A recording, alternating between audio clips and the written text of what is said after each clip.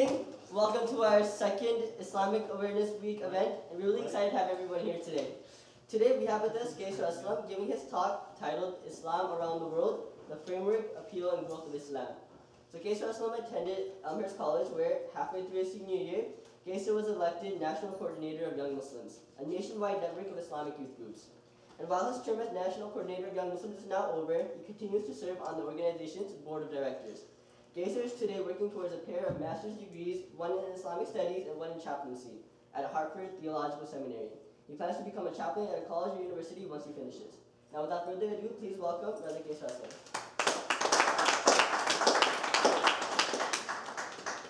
أعوذ بالله من الشيطان الرجيم بسم الله الرحمن الرحيم السلام عليكم. And peace be upon you. Anything I say in Arabic, I'm just going to say right now. I will try my best to translate at every moment in this, and if I forget, feel free to be like, I don't know what that means. Just stop me at any point. Actually, I'm pretty impressed that as soon as you said, Assalamu alaikum everyone quieted down right away. That's actually really impressive. Nice job, guys. Typically it takes some time to get things started, but alhamdulillah, we're going to go ahead and get started. I wanted to start off actually today, the topic I was given is kind of broad, and I actually like that it was very broad, in terms of something along the lines of understanding what is Islamic culture, understanding Islam is this hugely growing religion, culture, system. Some people will have you say legal system or like a form of government, whatever it is that it's growing so quickly. What are some principles to help us understand that? So I kind of like that it was purposely kept broad. And I wanted to start off this talk, inshallah, with just reciting 2 ayats from the Quran. And actually, I'm going to go over, for those of you, this I won't translate yet, because I'll translate this at the very end of the lecture. But it's going to make a lot of sense once we approach the end of this talk, inshallah. So I'm going to start off actually with the first 2 ayahs of Surah Al-Kahf. Bismillah ar-Rahman ar-Rahim. Alhamdulillah alladhi anzala ala abdihi al-kitaba wa lam yaj'al lahu iwaja. Qayyiman. لينذر بأسا شديدا من لدنه ويبشر المؤمنين الذين يعملون الصالحات أن لهم أجرا حسنا. For those of you who don't get that, I bet you 99% of this room didn't get that, so don't worry about it.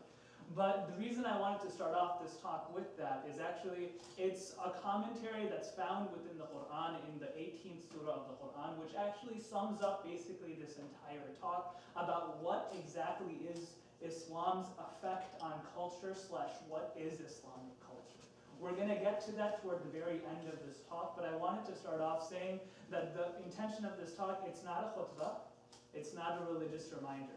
And I'm going to be saying some things that might challenge some of us in how we've grown up. The tradition that we've really known about, we know what it means to be a Muslim, we know what Islam is, we know what Islamic history is. I'm going to say some things today that might challenge us a little bit. I want everyone to understand we will, inshallah, God willing, be having a question and answer session toward the end, so if you have to vent out your frustrations, that is the time to do it. It may sound very challenging at first, but trust me, it's not. And if it is challenging, I'm actually happy that it's challenging, because that's the point of presenting it in the way that I'm going to be doing. And now with that said, I'm not going to say anything too crazy, so I've set the bar really high now. So now anything I say, everyone's like, oh, that wasn't that bad. Okay, but either way, the first thing I wanted to actually start off with is to really get a grasp on this topic, to understand Islam as a socio-political phenomenon, we would have to go through Islamic history.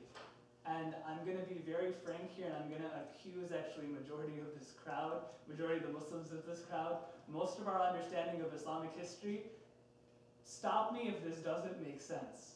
We know about the seerah, the life of the Prophet Muhammad sallallahu alaihi wasallam. His life is often studied in Sunday schools and like little gatherings after prayer. We generally know the life of the Prophet. We know that there were 2 Khalifas which were pretty awesome, Abu Bakr and Umar. We know something weird happened with Uthman. And then we know there was a golden age sometime in Spain. Does that sum up the basic understanding of Islamic history that most of us have? Yeah. Can anyone name for me, instead of the 17, 5 major Islamic dynasties? 2. Abbasid and Umayyad. That's a very good start. Any more? Ayyubid. Ayyubid, Safavid, okay.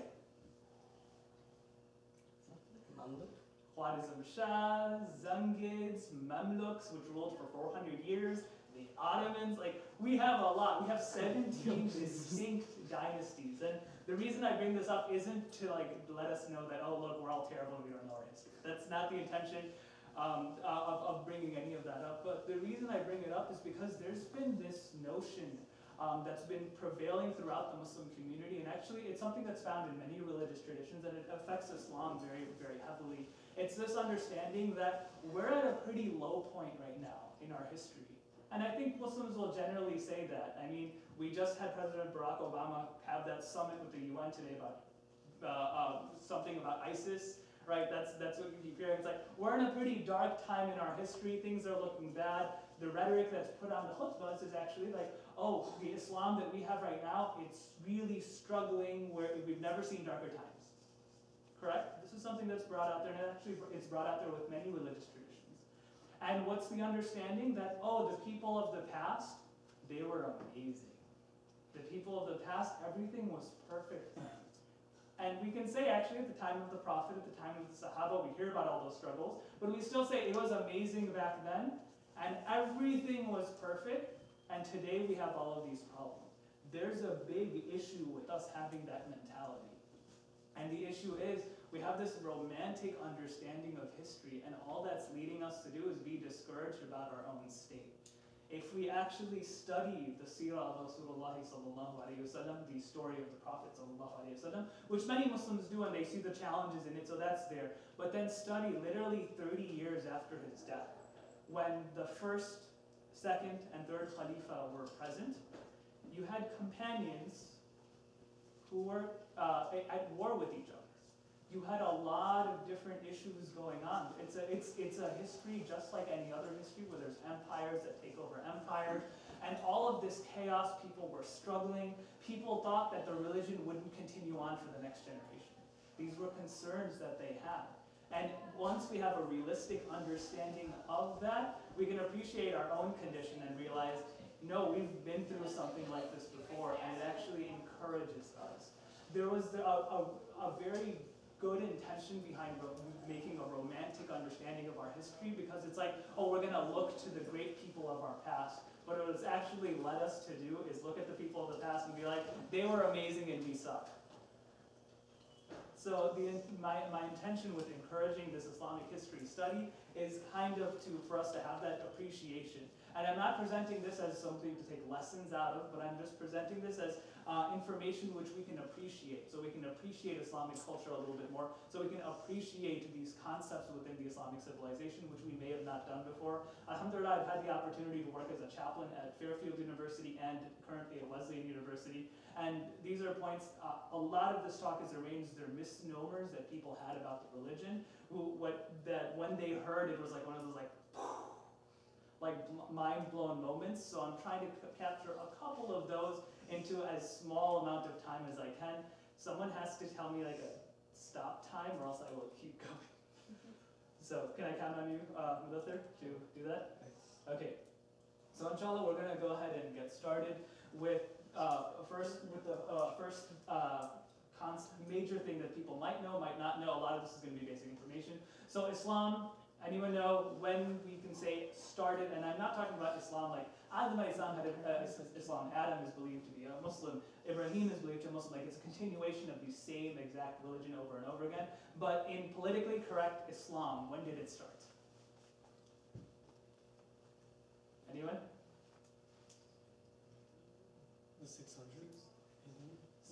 Yes, so it would be around about 600 when the Prophet first got his revelation, right? The first revelation that came out. And then the death of the Prophet is what year? 632. 632 or 633. The reason there's a discrepancy is because there's a lunar calendar, so we can't calculate exactly. We'll actually go over a lunar calendar. It's a very beautiful point I talked about. But anyway, so around 630 or so, the Prophet, sallallahu alaihi wasallam, the Prophet of Islam, he dies. And he actually sets up a pretty amazing system. And at that time, the reason I have this map up right here, at that time, you have about this much sphere of influence. Oman isn't yet Muslim yet. Islam hasn't spread that far, but it's about right here. And then this map shows the expansion expansion of this empire from basically 630 when the Prophet passes away to 760. We go from here to the northern edge of Africa, all the way up to about where current day at the end of the edge of Pakistan and India would be. That's unheard of for a civilization to expand that rapidly. It had never occurred in history before.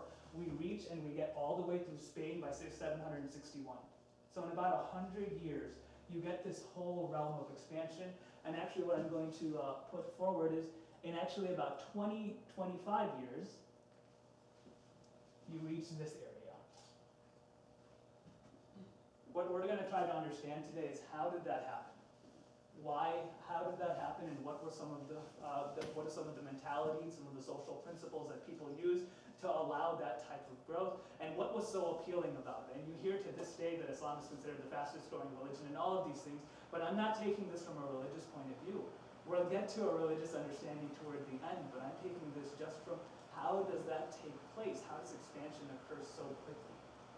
And so the first thing I want us to understand is that we're not going to go through history. If we were going to go through history, the reason I have these notes here is because I took a couple of courses on Islamic history throughout my education, and a couple of colleagues and I divided up the entirety of Islamic history into about 17 different sections that can be taught in about 8 hours if we're really, really rushed. We had originally planned for it to be taught in 16 hours, and then 3 of our sessions were cut short, so we made it into 8 hours.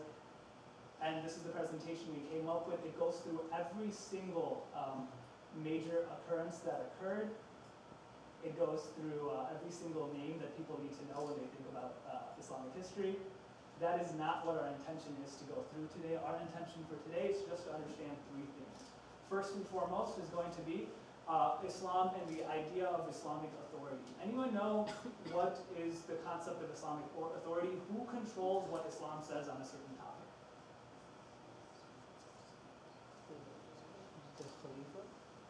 That's, okay, the Khalifa, right? So the Prophet ﷺ, he was the authority on Islam, and what's considered the sources of the Sharia, which I heard you heard a little bit about yesterday with the speaker. The sources of Sharia are Quran, there was a book, a holy text, and then there's also anything he said, did, or approved of, or anything that relates to the Prophet is considered canon. It's considered, this is what the authority of Islam is. And then once that's there, you said the Khalifa as the authority on Islam. Actually, the first major thing we need to understand when we're understanding Islamic authority is actually the Khalifa does not control it. And that was very much proven in this thing called the Mihna. Very early on in Islamic history, at around 817, there was this caliph, this Khalifa, this inheritor of the Prophet who was a political leader. He imposed a theological principle that the Quran was created. And you don't need to read that, so I'm just going to put it when you show up. Okay, because what tends to happen when there's something on the screen is people read it. Not the intention. There's words on here, but I don't think anyone can read that. Anyway, so this Khalifa imposes that the Quran, it's a theological thing, don't worry if you don't understand what theology is, but the Quran was created, it's not a God-given thing, it was actually something that was created by God, it's not a part of God's speech. Theological point, not really important for us to know. Muslims will say, yes, it's very important. It is actually very important, but that's not the point we're getting at. He imposes this, and he tells all of the scholars of the time that anyone who says that the Quran is not created, or the Quran is eternal, they will be killed. He has this principle going for about 7 to 8 years. And then the summary of the Mihna, it's an event that took place, or it's a time that took place, and it ends at around 832, is at the end of it, it was figured out that authority does not lie in Islam with the Khalifa. The people revolted, the scholars revolted, and actually it was understood that the caliph was wrong. He had to change his position, and the people won out. But that moment in history is called the Mihna, it's called the trial, because that was when authority was fully understood. And this concept that existed within the religion of ijma'a, that the majority of Muslims, once they agree on something, that is the final say of on an issue, not the consensus of any one individual. One thing that came up recently actually was a couple on Facebook. I've been, well, not only on Facebook, but we've been hearing a lot of news of Pope Francis, and Pope Francis is doing some really amazing stuff. And actually, it's really funny. There's this Muslim envy of Pope Francis. What I keep seeing in people's Facebook feeds is that how come we don't see a Muslim like Pope Francis, right? And actually, it's a good point because Pope Francis is genuinely an amazing guy. The stuff he's doing, the changes he's making, it's actually very, very revolutionary, and it's something to be admired. And I keep seeing this post over and over again by Muslim activists of like, if only we had a scholar like him in our community and all this type of rhetoric. But one of the things that really needs to be understood is we're talking about two fundamentally different styles of religious governance. Islam took the community approach that the highest authority in Islam is the Quran and the Sunnah. How old were most of us when we learned our first surah of the Quran? I don't know, like 4, right? The highest text within the religion, the thing that literally, if it's in the Quran, no one is allowed to touch it, can be memorized by a 4 or 5-year-old. I actually recently heard of a 5-year-old who memorized the entire Quran. So the highest canon, the highest text in the religion, can be memorized by a 5-year-old. So it's a very different form of governance. What I mean by that is it's community control. Does anyone know what are the qualifications to become imam? Is there a system you have to go through? It's the community. When the community recognizes you as being capable of giving the khutbah, I bet you there's a lot of people here who have given Islamic reminders and acted as an imam in a certain context, because it's all about community empowerment. The authority within the religion doesn't actually rest with any caliph, doesn't actually rest with even the scholars, it rests within the community. And this leads to a couple of things happening. First and foremost, what it leads to is we are not going to get a Pope Francis. And what I mean by that is someone who is pure, is humble, someone who just is humble and just seems to not be giving up leadership positions left and right. They're never going to be recognized by a national or international organization, a hierarchical structure. They're not going to be recognized. Why? Because it's within your individual community. Unless your individual community recognizes you, that's the way that leadership is given within the Islamic tradition.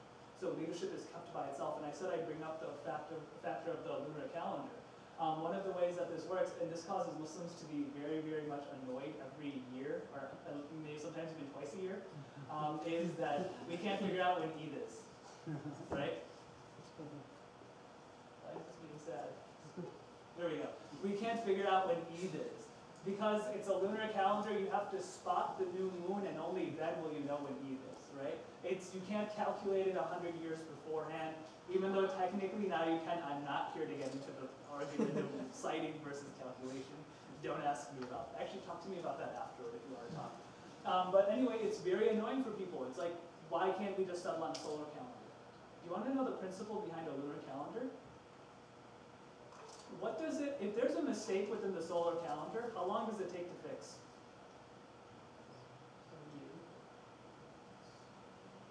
150, 200 years?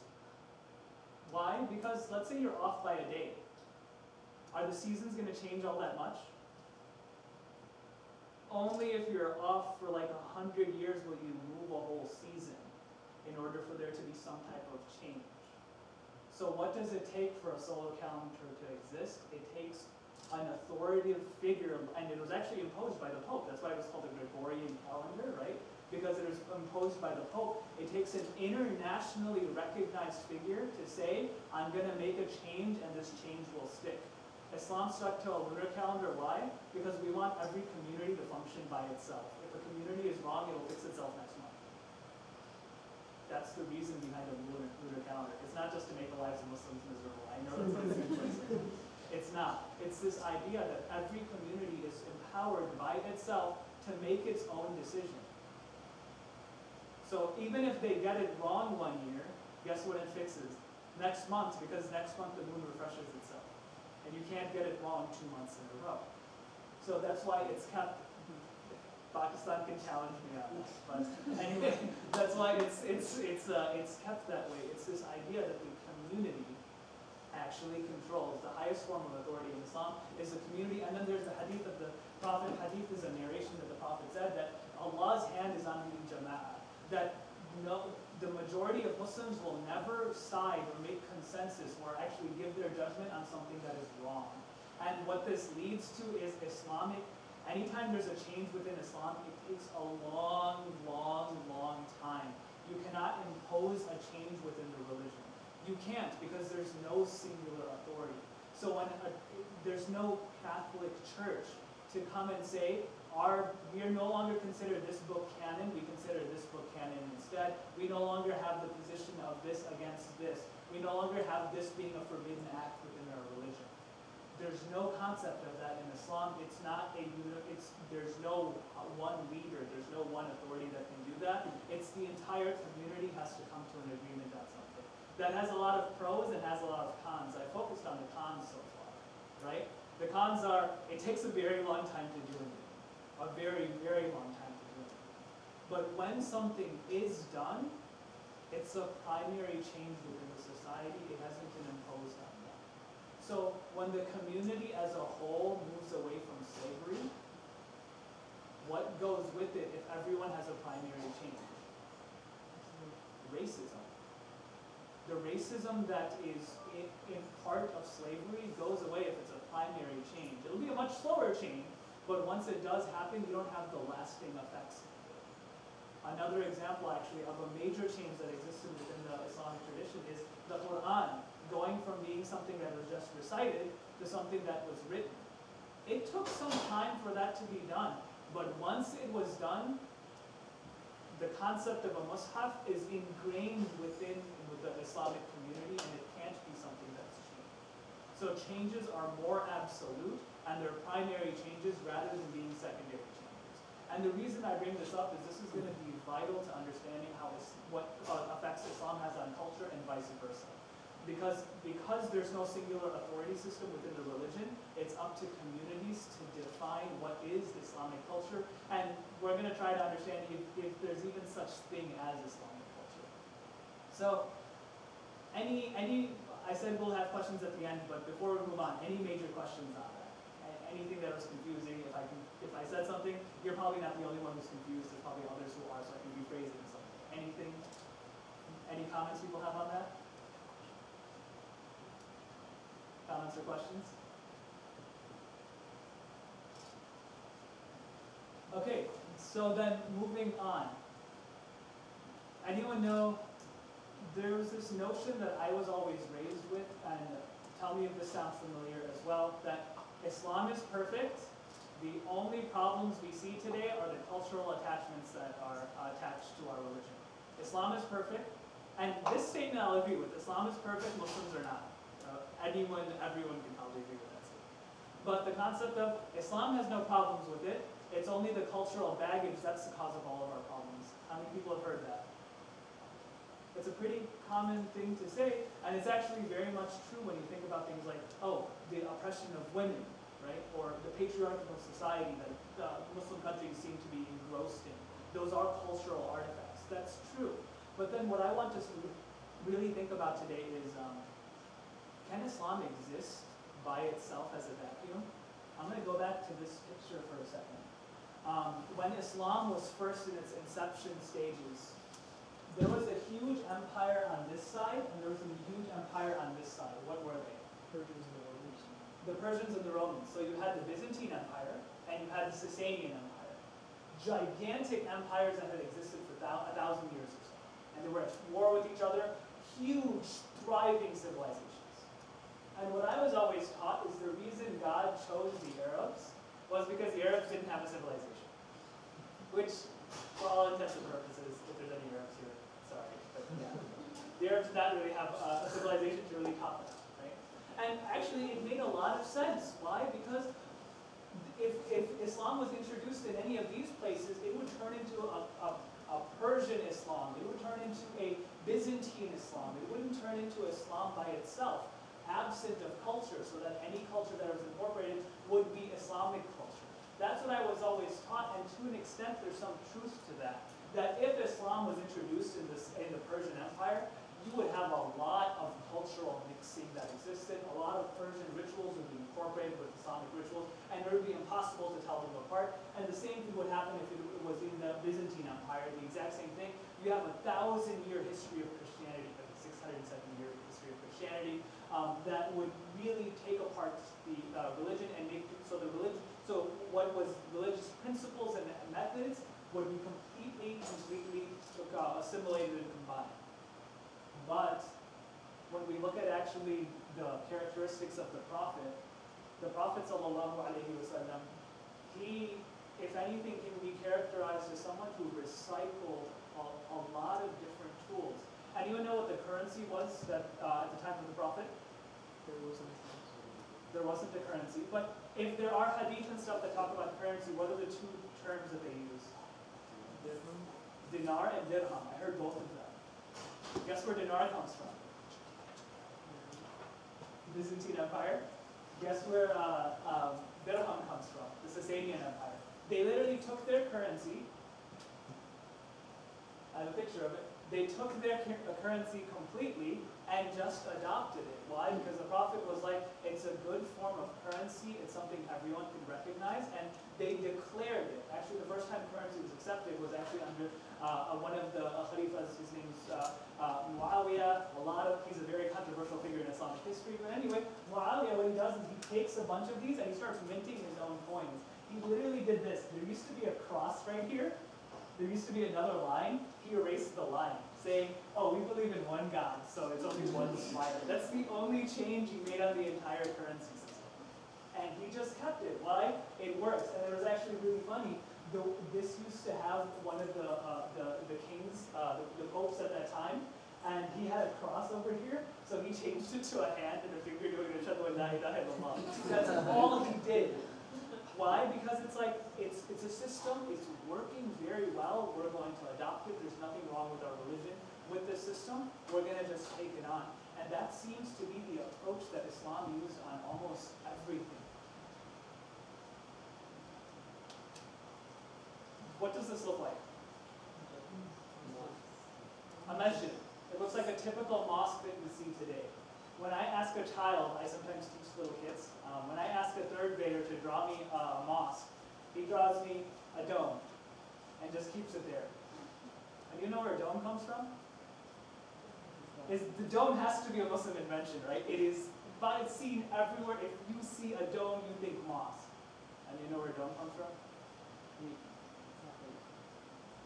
The Byzantine Empire. The Byzantine Empire comes up with the dome concept, and they actually used this as a concept because they needed big prayer halls for people to come together and mass and things to take place. So they would have domes because they're very good at getting acoustics done properly. The Muslims adopted, they're like, prayer is kind of important to us too. Let's use that structure. And now when you think dome, it's synonymous with mosque or mosque architecture or Islamic architecture. Dome is synonymous with it. Why? They took something, and it has become a cultural icon. They took something that worked well, had nothing wrong with Islamic morals or ethics. We talked about, the Sharia was talked about a little bit yesterday, but Sharia is not a law, but a rule, a range of guidelines and a range of ideological principles. It's put out there, there's nothing that disagrees with it, we're going to adopt it completely. And this is where you get some of the most amazing masajid ever built. This is in Samarkand, I'm sorry. Samarkand in Africa, that the Koido minaret, a minaret typically when we think of it, we think of like in the Kaaba, it's a singular line with almost another dome on top of it.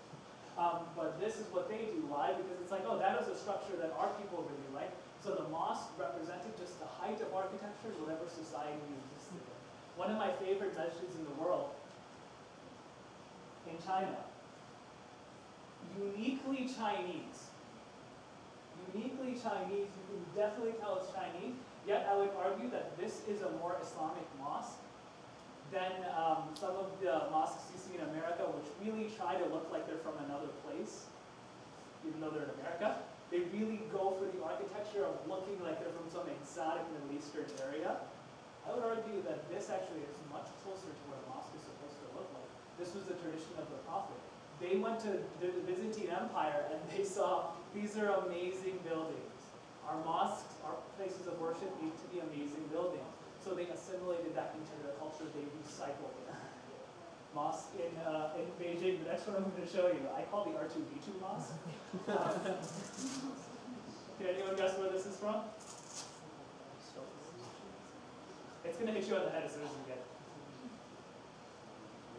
From Germany. Where else? It looks like a German car. German masjid.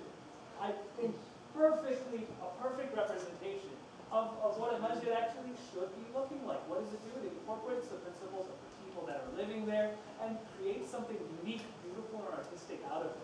It's uniquely a masjid, definitely, right? But then it's also uniquely German somehow. That one is kind of weird. This is in New Mexico. This is in New Mexico. The architecture that was really needed was, well, it gets really, really hot, so they made it out of this clay stuff, which keeps you cold, keeps you warm and cold, depending, because I'm not going to explain physics here. But you get the point that when the sun is on it, the ground underneath it is actually a little bit colder, so it's natural air conditioning, and it's how adobe houses were built all over the place in that area. It is the smartest way of doing architecture, so they incorporated that for their mosques. Right?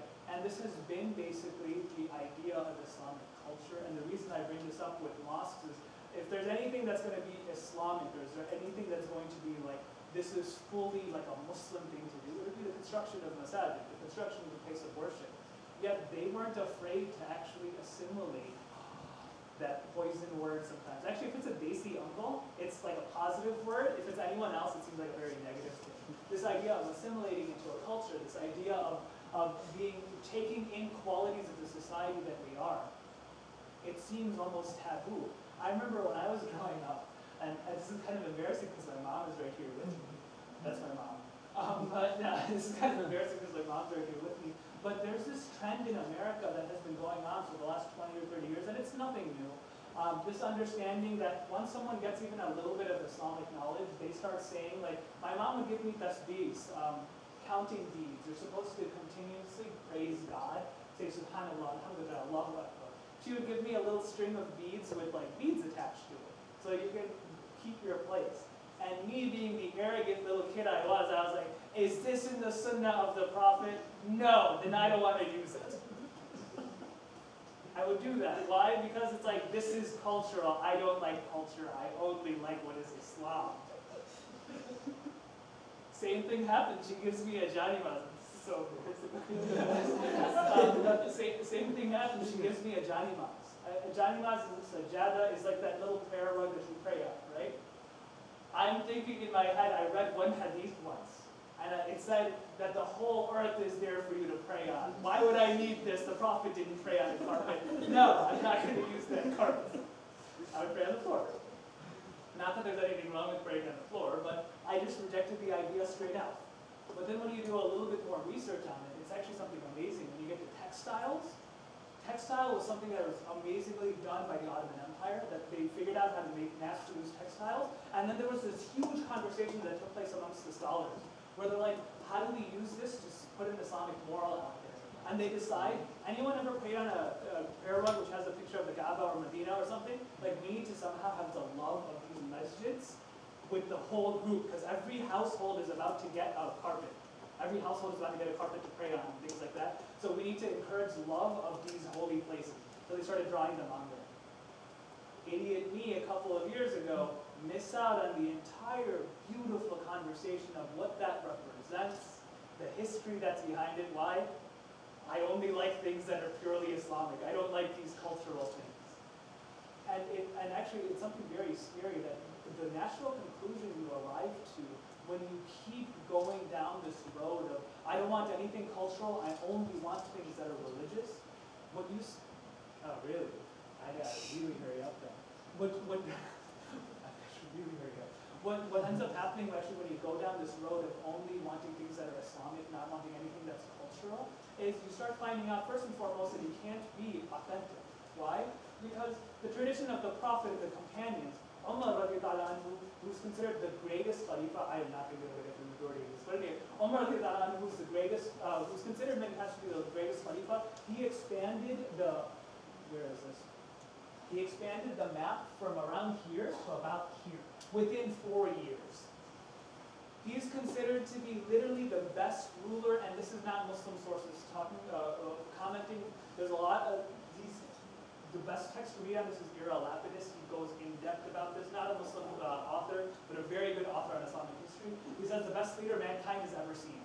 He includes Julius Caesar, Alexander, everything. He says Muhammad is the best leader mankind has ever seen. And he says for this principle, that anytime he would go into, anytime the Muslim empire would expand, he said Muslims are not allowed to go into the town that they just conquered. They're not allowed to. What they have to do is they have to build a city next to the town. They wanted to take advantage of the trade route. Of course, that was there. It's still politically expanding an empire. But they're not allowed to go into a town because they're going to corrupt its culture. And we can't have it corrupt. We can't have their culture being corrupted. We can't do any injustice. So if we want to look at it from a religious sense, we can't do injustice to those people. But in a sociological sense, we can't corrupt their culture. Their culture is too important. So they would build a town adjacent to it, where the Muslim community would kind of, it's the concept of building a garrison town. Kufa, Basra, Samarra, Samarkand, all of these major Muslim cities, unfortunately, which don't exist anymore because when the Mongols came over, they destroyed literally everything except for Egypt. But that's a conversation for another time. But Islam was the city, was the civilization of building cities. They never came and took over a city. Even Jerusalem. Jerusalem was something they really, really wanted to conquer for a very long time. They conquer it, and they're like, oh, he was invited to pray in the Church of the Holy Sepulchre. And he said, I don't want to pray here, because people are going to see me praying here and think they want to convert this into a masjid. We can't have that. This needs to stay a church. So you're not allowed to move in here. Built a city right on the outside. That's why the Dome of Rock is kind of removed. Every single time we see this is they didn't want to disturb the culture that existed. If I only have 10 minutes, I'm going to quickly get through the rest of this, hopefully. So examples of masajid, they really take on the culture of the society that they're in. They're supposed to be a reflection of the society that they're in. That's what Islam does. It comes in and reuses the culture. The next thing I wanted to go into is, as the Muslims expanded, they got into a traditionally Greek-owned land, and they found baths, huge bathhouses. And anyone who's read any bit of mythology knows about Greek bathhouses. A lot of weird debauchery and stuff went on in bathhouses, right? But the Muslims saw this and they're like, oh, our religion encourages us to bathe all the time. This is an amazing architectural structure, and it serves a very good purpose in society. What happened here? Okay, I'm supposed to have a picture of Muslim bathhouses there. I don't know why it's not there. Actually, it might be later on. Yes, so they adopt the culture of bathhouses. And if you go to Turkey to this day, you can't walk a block without finding a traditional hammam there. Why? Because they took on this idea of keeping clean. It's amazing. They took on some of the weird debauchery that went on in bathhouses too. There's no apologetics there. But they're like, this is something that helps us fulfill our religious obligation of showering all the time. And I'm not going to get into it, but showering was something that was considered mandatory within the Muslim Empire. And actually, it wasn't taken out to Europe until after the Crusades. There's a lot of funny stories where theologians would get into arguments where people would say, no, we bathe all the time to get the dust off of us. And then theologians from other religions would say, no, you're corrupting the pureness of the human existence. And then Muslims would be like, yeah, but you're unclean. And vice versa. These are actually letters that go on between theologians in the Middle Ages. But anyway, so they adopt the culture of bathhouses from the Greeks.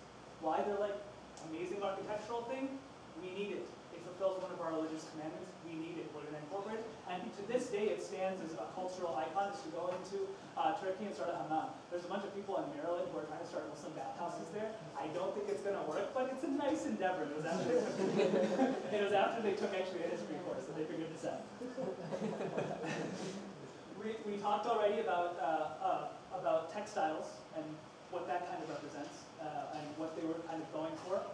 With this, it was, again, when you think of Islamic culture, you think of rugs, all these ornate rugs, all of this stuff, Middle Eastern culture, the traditional Turkish market is all about rugs, and it's seen as an Islamic culture. It didn't really come from Islamic culture. What did it come for? Muslims always need somewhere clean to pray. Let's mass produce it. Let's produce art in it which is geometric. I could do a whole 2 or 3 hours talking about how geometry is such an Islamic concept that evolves because they need something that's not going to distract them in prayer, but will remind them of nature, because nature reminds them of Allah. So every geometrical shape actually represents a flower of some sort. That's why you see pentagons, octagons, hexagons. Why? Because those are where petals come in.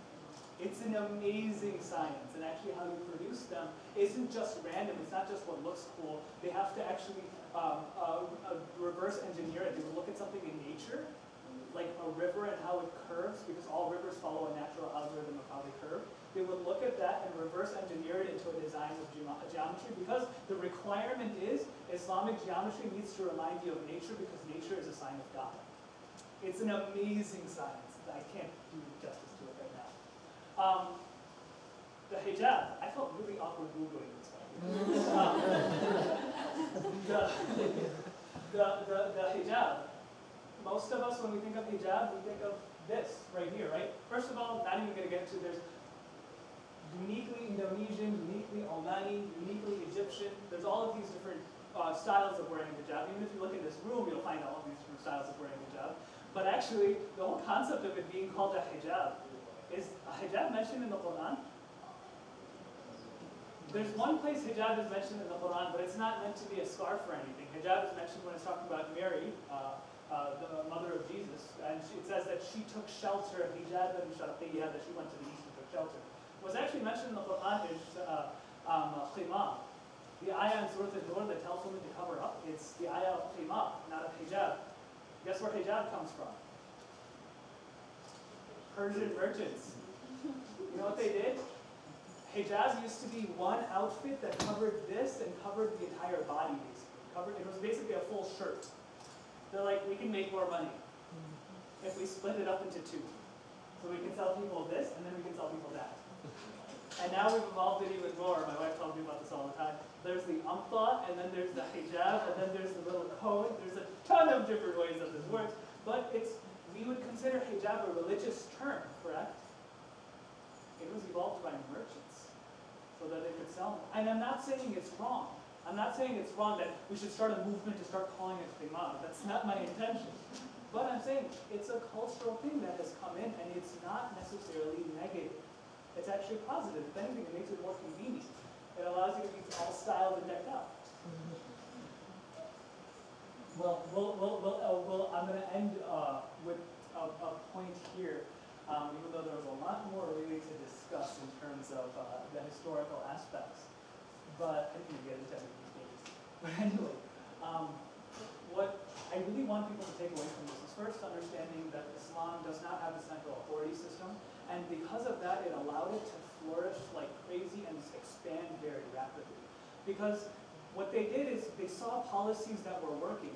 Umar ibn Khattab was the first one that needed to put documentation in because paper was starting to become available, and you needed to keep records because of how big the community was. And you needed to collect taxes. Do you think he made a Muslim way of collecting taxes? He hired the Byzantine and the Sasanian tax collectors. He said, there's a new empire, but you still have your jobs because you were doing it well. This happens all over the place. The governors that are assigned, they're never told stop running your city because then you'd have to rebuild it completely. You don't need to do that. You're doing everything fine. If there were societal wrongs that really go against the principles of Islam, sometimes things would be done. But that's even very rare, and that would be done for the Muslim garrison city that exists. If the whole society's income was based on, let's say, alcohol, which existed in many places. Nothing was changed about that. Everything was kept exactly as it was. The only requirement, you know that Muslim city, we don't want them getting drunk, so you're not allowed to sell them. They kept adopting actually all of the policies that existed already. And if anything, they kind of rebranded them, saying that we're going to adopt this. We don't have to reinvent it. And I think it's very important for Muslims to recognize that today. First and foremost, for us to really start understanding that we don't need to keep rejecting anything that's cultural. Culture has always been incorporated within the Islamic tradition. It's always been within our history. Does culture have good and bad? Yes, culture has bad and culture has good, but it's always existed in our history. It's always been a part and parcel of who we are. Can you even remove Islamic history without Islamic culture? Can you find Islamic practice without cultural practice? It would be very difficult. difficult to, almost impossible to. The Islam that we live today, when we keep trying to be like, I want that stable Islam, the one that never changed, we're never going to find it because it didn't exist. It was always evolving with the community that it existed in at that time. That's really what I want to be taken away from this, and for us not to be afraid, actually, of thinking that somehow culture is going to change our religion completely. And the reason I bring that up, and why I started off this talk with actually the ayah from Surah Al-Kahf, Alhamdulillah alladhi, Alhamdulillah, all praise and gratitude be to the one alladhi anzala ala abdihi al-kitaba, the one who gave his servant, it's actually referring to the Prophet, but it's referring to all of Muslims in general, the one who gave them kitaba, books or laws, the one who gave them a way to live, the one who gave them the Quran, the one who gave them Islam. وَلَمْ يَتَّخِذُوا مِنْهُ عِوَجًا. And in Islam itself, there's nothing crooked. You don't find anything wrong. And then the next part is what I really wanted us to understand about Islamic culture. The next word that's used is قَيِّمًا. And it's a correcting force. Islam, what it's always kind of been, this fear that we have that our Islam is being corrupted by the culture that we live in. It's an unfounded fear. The Quran, if it says anything, it says قَيِّمًا. If there's something wrong with your culture, Islam will be its correcting force. That's why they weren't afraid. That's why in our legacy, they weren't afraid of cultures that were from the outside. They weren't afraid of trying out new things. They weren't afraid of these ventures, trying out new architecture, trying out a new political policy, trying out a new financial model. We weren't afraid of it because it was understood we're allowed to incorporate it. It's always been within our tradition to start recycling it, to recycle it. Because the tradition itself is seen like iman. It's something, not only is, like, we can go into like a Norman Ali Khan style discussion of like iman, what it really means, what type of word it is, it's a sifa form, and we're not going to do that. But like iman comes down to say that this tradition is always reforming other things, and it's always reforming itself as well. So, in America, as we're developing a uniquely American Islam, a unique identity as Muslim Americans, there's nothing wrong if it's something that we haven't seen before. There's nothing wrong if we approach things the way we haven't seen them before. Being honest to the tradition, that's there. But being afraid of a culture, that's never been with our tradition. And that's really what I wanted us to leave with. There's a lot more I wanted to discuss on the history aspect of it, but inshallah, I'll leave time for Q&A. I passed that 10-minute mark, so sorry about that. Jazakallah khairan. You guys were a very silent crowd, but I saw a lot of like eyes that seem to be understanding things. At least I hope that's what it is. And you just haven't perfected like being like this in front of your teachers. I'm hoping that's not what it is. But alhamdulillah, that's what I have. And inshallah, we'll leave the next however much time we have for Q&A.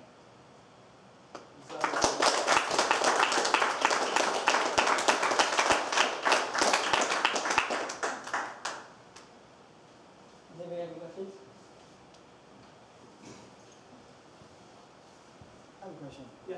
So, why do you think that fear developed, and I guess that stigma of culture and Islam? Where do you think that stems from? Yeah, there's many ways and there's many dissertations written on that concept. And we have this joke within like people who study Islam, studied on a master's level, that we can say colonialism and it's the right answer to every question. But that might be part of it. There seems to be in our history phases where we go into a preservation mode and progression mode. We seem to have hit preservation mode when a lot of Muslim countries after World War II were taken over, and the understanding was we're going to lose our tradition completely. It seems like we never got out of it. Or we're starting to get out of it, and got out of it in many places. When you go to Indonesia, when you go to Turkey, you start seeing this, and it's pretty amazing. You start seeing the development of like a uniquely Turkish, a uniquely Indonesian practice of our religion, and it's beautiful to see. Yes, there's these universal principles, and Islam is the same everywhere. Hajj just happened, and if you want to see unity of the Muslim Ummah, go to Hajj. It is amazing. But the idea of not being afraid of culture, Islam not having to fear culture. It's something that's been a part of our tradition that seems to get challenged anytime there's a major military threat. And that was the last one that really occurred.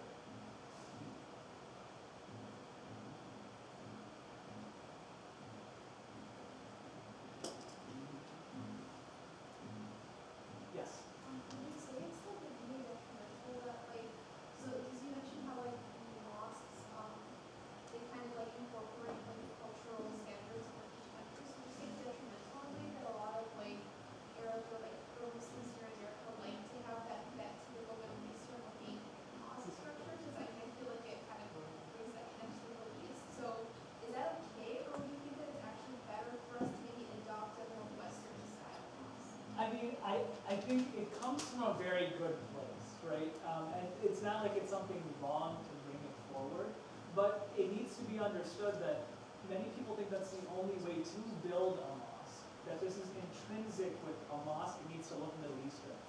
That's the mentality that needs to change. There was that amazing gift from the Turkish government, that the mosque that was built. Has anyone seen it? The Grand Mosque. It looks amazing. It's uniquely Turkish.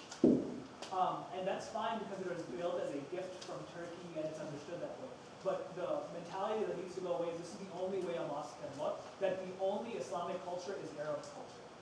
I think that's what needs to be kind of broken away. And if we really wanted to go there, I won't comment on Arab culture, but we'll keep it there. But Arab culture, as it exists today, like which Arabs are we defining? Traditionally Syria, Jordan, Egypt, these aren't Arab countries. They're mainly the fallout of the Byzantine Empire.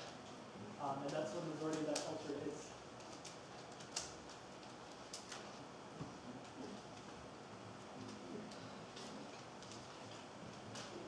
Does anybody have any more questions? Okay, again, thank you guys so much for coming out. Can we give one last round of applause for Kaiser Aslam?